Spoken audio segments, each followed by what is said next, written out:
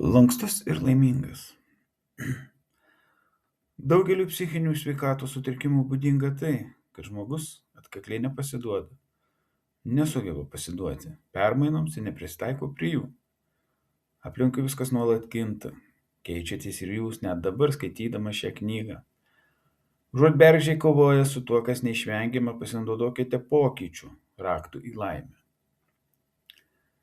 Pokyčiai nebūtinai negatyvūs, tegul jie bus susijęs su įvairumu, naujumu ir jauduliu.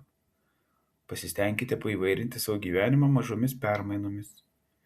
Išmėginkite naują aprangos stilių, pakeiskite namų ar biuro apstatymą, paragaukite neragauto maisto ar pastrakeliokite tiesiog dėl smagumo.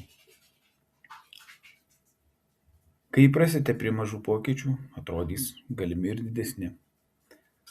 Drąsiau ryžkitės permainom, būkite lankstus ir tapkite laimingas.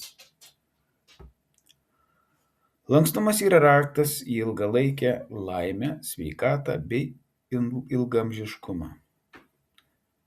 Evas Duranas.